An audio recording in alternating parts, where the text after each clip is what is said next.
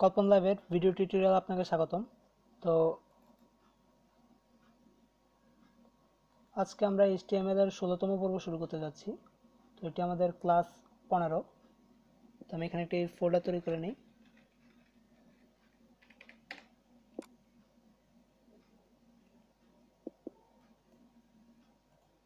তারপর আমরা অবশ্যই এখানে একটি এইচটিএমএল ফাইল তৈরি করে নিতে হবে, যেহেতু আমরা এইচটিএমএল এ কাজ করব। তো আমি এখানে একটি ফাইল তৈরি করলাম index.html এই নামটি দিয়ে। তো তারপর এটিকে আমি নোটপ্যাড প্লাস প্লাস এর মাধ্যমে ওপেন করব। এটিকে নোটপ্যাড প্লাস প্লাস এর মাধ্যমে ওপেন করলাম এবং অবশ্যই আমাদেরকে HTML5 এর ফরম্যাটটি এখানে লিখে নিতে হবে, যেহেতু বর্তমানে HTML5 চলছে। তো এখানে আমি HTML5 এর ফরম্যাটটি লিখে নিলাম। তো এবার আমরা গত পর্বে ফর্মের কাজ দেখেছিলাম, তো আমরা ফর্মের কাজগুলো শুরু করেছিলাম।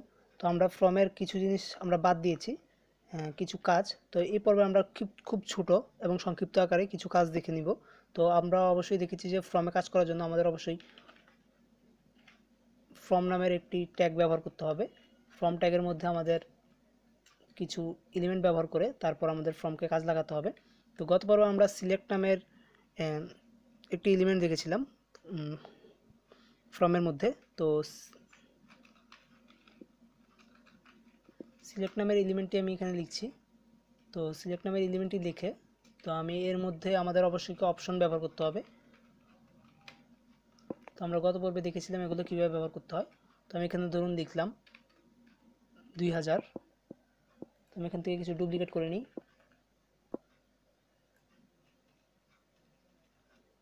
তারপর ধরুন এখানে দিলাম 2001।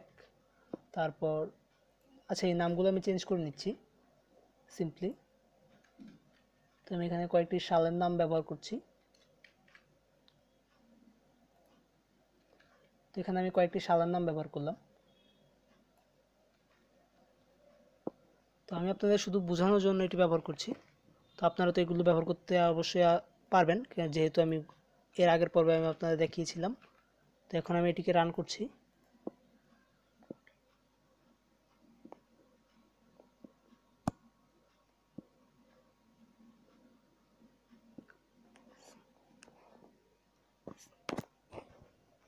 সিম্পলি দেখুন আমাদের যেই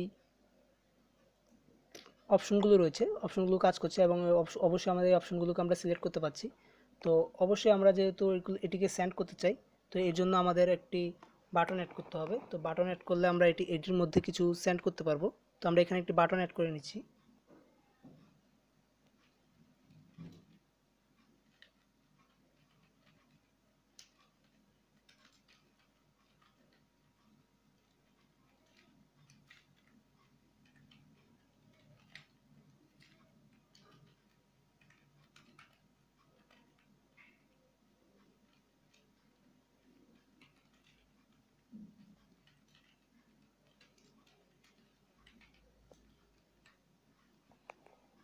তো এখানে আমি একটি বাটন অ্যাড করে নিলাম এবং এর ভ্যালু হিসাবে আমি সেন্ড দিলাম।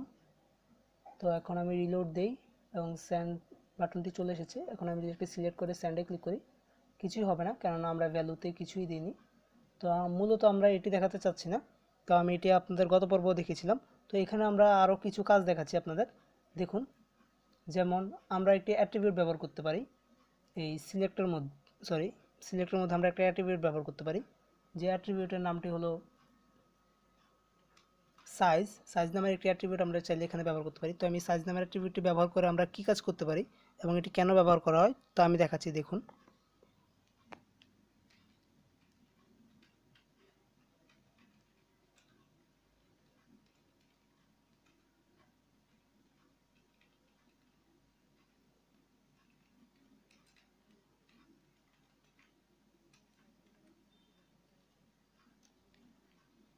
তো এখানে সাইজ নামের অ্যাট্রিবিউটটি ব্যবহার করার পর আমি যদি এখানে লিখি সিম্পলি 1 লিখে সেভ দিলাম, তারপর আমি যদি এখানে রিলোড দিই, দেখুন কোনো পরিবর্তন আসছে কিনা। দেখুন এখানে কোনো পরিবর্তন আসছে না, শুধু যেই 2000 লেখাটি সেটি সিলেক্ট অবস্থায় আছে, অন্য কোনো পরিবর্তন আসছে না। তো আমি এখানে যদি একের জায়গায় দিই 2 দিয়ে সেভ দিই, তাহলে দেখুন কোনো পরিবর্তন আসে কিনা। এবার দেখুন এখানে আমরা প্রথমে যেই বক্সটি ছিল এখানে যে কোনো একটি সাল ব্যবহার করা ছিল, যে শুধু 2000 লেখাটিকে শো অবস্থায় ছিল। কিন্তু যখন আমরা সাইজ নামের একটি অ্যাট্রিবিউট ব্যবহার করে এর মধ্যে 2 লিখলাম, তখন দেখুন 2টি সাল ব্যবহার করা যাচ্ছে। তার মধ্যে আমরা এখান থেকে চাইলে এটিকে চুজ করতে পারি এবং মাউস থেকে ড্রপ ডাউন করে আমরা এটিকে ছোট বড় যেটি চাই তাই করতে পারবো। তো 2টি এখানে চলে এসেছে। তো আমরা যদি চাই যে আচ্ছা আমি একটু জুম করে নিই,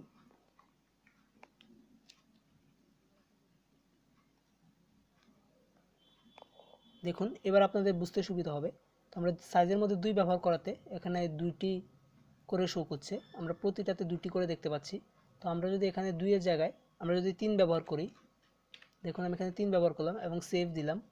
তারপর যদি আমি রিলোড দিই, দেখুন এবার 3টি করে শো করছে। তো আমরা এভাবেই চাইলে সাইজ ব্যবহার করে আমরা এখানে যতগুলো লিস্ট একসাথে দেখাতে চাচ্ছি সবগুলো আমরা দেখাতে পারবো। বাকিগুলো সব ড্রপ ডাউন হিসেবে আসবে। তো আমরা এখান থেকে ড্রপ ডাউন করে ড্রাগ ডাউন করে আমাদের সবগুলো দেখতে হবে। তো দেখুন এখান থেকে 2001, 2002 সব 3টি শো করছে। আবার যদি আমরা নিচে যাই তাহলে আবার অন্য 3টি শো করছে। তো এইভাবে আমরা চাইলে যতগুলো সিলেক্ট করে দেবো ঠিক ততগুলো এখানে চলে আসবে। ধরুন এখানে আমি ভ্যালু করে দিলাম 5 করে, যদি আমি সেভ দিই, এবার দেখুন এখানে অবশ্যই 5টি শো করার কথা, 5টি শো করছে, বাকিগুলো সব ড্রাগ ডাউনের মধ্যে চলে এসেছে। তো দেখুন এবার যদি আমি চাই সবগুলোকে একসাথে সিলেক্ট করার জন্য তাহলে কি করতে পারি। দেখুন আমি যদি সবগুলোকে একসাথে সিলেক্ট করতে চাই তাহলে কিন্তু পারবো না। আমি যদি শিফট চেপে তারপর সবগুলোকে সিলেক্ট করার চেষ্টা করি, দেখুন এগুলো কাজ হবে না।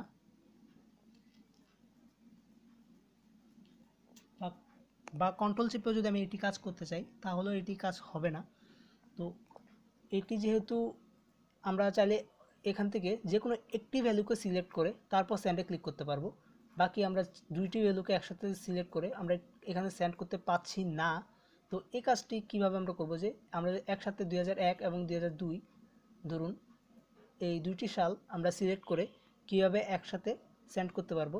তো এর জন্য আমরা কি করতে পারি, তো এর জন্য আমাদের কি করতে হবে, আমাদের সিম্পলি আরেকটি অ্যাট্রিবিউট ব্যবহার করতে হবে। আমরা যেরকম সাইজ অ্যাট্রিবিউট ব্যবহার করেছিলাম ঠিক এখানে আমাদের আরেকটি অ্যাট্রিবিউট ব্যবহার করতে হবে, যার নাম মাল্টিপাল নামের একটি অ্যাট্রিবিউট ব্যবহার করলে আমরা অনেকগুলো ভ্যালুকে একসাথে সিলেক্ট করতে পারবো। তো আমি ব্যবহার করে আপনাদের দেখাচ্ছি, দেখুন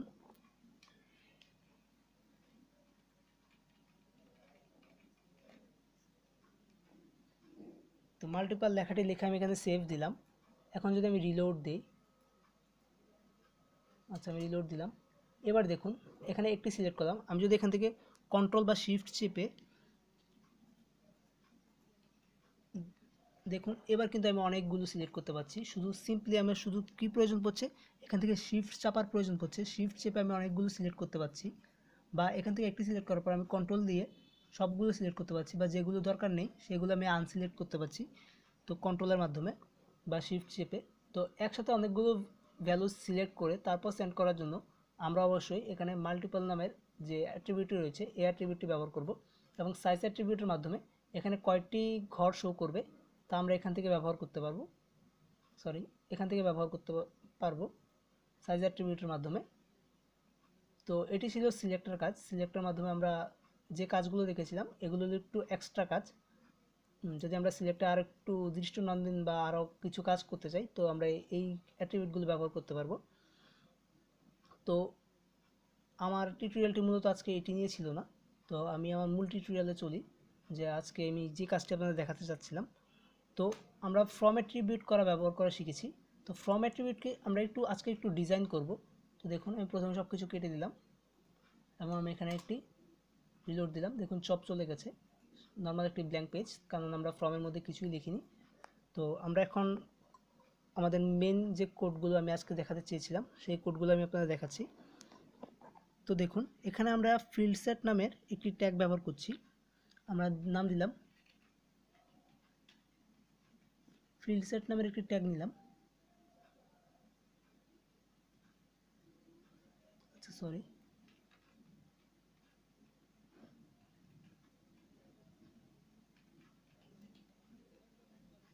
তো এখানে আমি ফিল্ড সেট নামের একটি ট্যাগ ব্যবহার করলাম। তো ট্যাগ ব্যবহার করার পর আমি যদি এটিকে সেভ দিই, আমি এখান থেকে সেভ দিলাম, তারপর আমি যদি এটিকে রিলোড দিই, দেখুন এখানে একটি দাগ চলে এসেছে।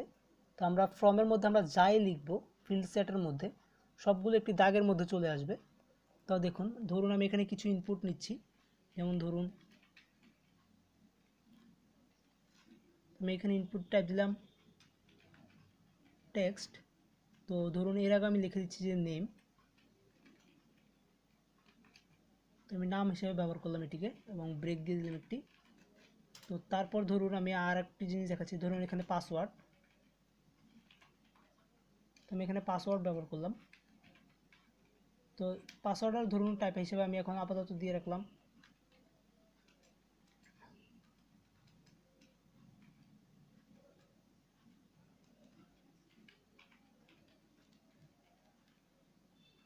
টেক্সট। তো পাসওয়ার্ডের টাইপ হিসেবে আমি দিয়ে রাখলাম এবং দেন একটি ব্রেক ব্যবহার করলাম। এবং অবশ্যই আমাদের একটি বাটন অ্যাড করতে হবে, বাটন ছাড়া আমাদের এগুলো সেন্ড করা যাবে না। আমি এখানে বাটন ব্যবহার করলাম এবং অবশ্যই আমাকে এর ভ্যালু হিসেবে দিতে হবে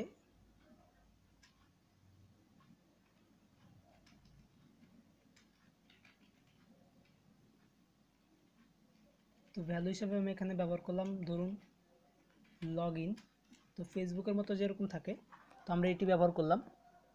তো ব্যবহার করার পর আমি যেহেতু সেভ দিলাম কন্ট্রোল কিবোর্ডের মাধ্যমে, তো আমি যদি এটিকে রিলোড দেই, দেখুন এখানে আমার নাম, পাসওয়ার্ড এবং লগ ইন করার অপশন রয়েছে। তো কিন্তু এখানে একটি বর্ডার যে চলে এসেছে, এই বর্ডারটি কাজ করছে এই ফিলসেট নামের এই ট্যাগটির মাধ্যমে।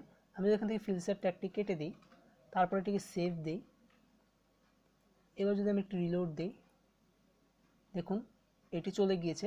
তার কারণ আমি এখান থেকে ফিলসেট ট্যাগটি কেটে দিয়েছি। তো এটি শেষ ট্যাগ না কাটলেও এটি থাকবে না, তো এটি শুরু এবং শেষ দুটি থাকতে হবে। তো আমি এটি সেভ দিয়ে আবার রিলোড দিলাম। তো এখানে একটি বর্ডার চলে এসেছে। তো আমরা বুঝতে পারলাম যে আমরা যদি ফর্মের মধ্যে কোনো ফিল্ডসেট নামের কোনো ট্যাগ ব্যবহার করি, একটি ট্যাগ ব্যবহার করি, যতটুকুর মধ্যে আমরা ফিল্ডসেট লেখাটির মধ্যে যে লেখাগুলো থাকবে এগুলো একটি বক্সের মধ্যে চলে আসবে। তো এই বক্সকে আমরা এই জিনিসটাকে আমরা স্টাইল করার জন্য এই ফিল্ডসেট নামের ট্যাগটি ব্যবহার করতে পারি। তো আমি আজ আপনাদের লাস্ট একটি কাজ দেখাচ্ছি, ছোট্ট একটি কাজ। তো ধরুন এই লেখাটি, যে লেখাটি এখানে একটি বর্ডার রয়েছে, যে বর্ডারটি রয়েছে, বর্ডারের ঠিক এই জায়গাগুলোতে আমরা যদি কিছু লিখতে চাই, তো এই জায়গার মধ্যে ধরুন আমার এই যে, যেহেতু এটি নাম, পাসওয়ার্ড, এটি একটা আমাদের একটি প্রাইভেট ইনফরমেশন। তো আমরা এই প্রাইভেট ইনফরমেশন কথাটি যদি এখানে লিখে দিতে চাই, তো আমরা কি করতে পারি, এগুলোকে আরেকটু ডিজাইন করার জন্য, তো এই জন্য আমরা একটা ট্যাগ ব্যবহার করতে পারি, যে ট্যাগটির নাম হচ্ছে লেজেন্ড। লেজেন্ড নামের একটি ট্যাগ রয়েছে, যে ট্যাগটি ব্যবহার করে আমরা এটিকে স্টাইল করতে পারি। তো আমি এখানে প্রথমে লেজেন্ড নামের ট্যাগটি ব্যবহার করে আপনাদের দেখাচ্ছি, দেখুন, তাহলে বুঝতে পারবেন যে আসলে কি কাজ হচ্ছে।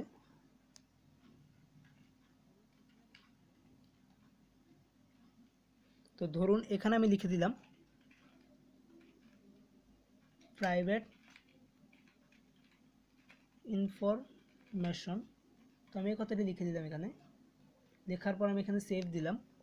সেভ দিয়ে আমি এখন যদি এটিকে রিলোড দিই, দেখুন ঠিক এই জায়গায় যে বর্ডারটি রয়েছে, বর্ডারটি চলে গিয়ে এখানে আমার প্রাইভেট ইনফরমেশন এই লেখাটি চলে এসেছে। তো আমরা এই লেজেন্ড ব্যবহার করে আমরা আমাদের যে ফর্মটি রয়েছে, ফর্মটিকে আরেকটু সুন্দর করতে পারবো। তো তো দেখুন আমরা ফর্মের মধ্যে কি ব্যবহার করলাম, ফিল্ডসেট নামের একটি ট্যাগ ব্যবহার করলাম। তো এর মধ্যে আমরা লেজেন্ড নামের ট্যাগটি ব্যবহার করে আমরা ফর্মটিকে আরেকটু দৃষ্টিনন্দন করলাম। তো এটি হলো ফিল্ডসেট এবং ফর্মের কাজ। তো আমার আজকের মূল টিউটোরিয়ালটি এটিই ছিল, যে আপনাদের একটু ফর্মের নতুন স্টাইল কীভাবে করতে হবে, আমাদের ফর্মকে আমরা কীভাবে স্টাইল করব, এই জিনিসটি আমি দেখাবো বলে ঠিক করেছিলাম। তো আমি এখানে আরও 2-3টি করে নিলাম। আচ্ছা দেখুন, এখানে আমি আরও 2-3টি ফিল্ডসেট তৈরি করে নিলাম। এখন যদি আমি সেভ দিয়ে একটু রিলোড দিই, দেখুন 2-3টি একসাথে চলে এসেছে, একই রকমভাবে চলে এসেছে। তো আমরা এরকমভাবে খুব সহজেই আমাদের ফর্মকে ডিজাইন করতে পারবো। তো এটিই ছিল আমাদের আজকের টিউটোরিয়াল। তো টিউটোরিয়ালটি সম্পূর্ণ দেখার জন্য আপনাকে ধন্যবাদ। ভিডিওটি যদি আপনার ভালো লাগে তাহলে অবশ্যই লাইক, কমেন্ট করবেন, এবং যদি ভিডিওটি বুঝতে অসুবিধা হয় তাহলে অবশ্যই আমাকে কমেন্টের মাধ্যমে জানাবেন। আর আপনি কী ধরনের টিউটোরিয়াল চাচ্ছেন আমার এই চ্যানেল থেকে তা আমাকে জানাবেন। আমি অবশ্যই ওই বিষয় নিয়ে টিউটোরিয়াল তৈরি করার চেষ্টা করব এবং আপনাকে সর্বোচ্চ বোঝানোর চেষ্টা করব। আমার এই চ্যানেলটিকে সাবস্ক্রাইব করবেন এবং পাশে থাকা বেল বাটনটিতে ক্লিক করে রাখবেন, যেন আমার নতুন নতুন ভিডিও সবার আগে আপনি পেতে পারেন।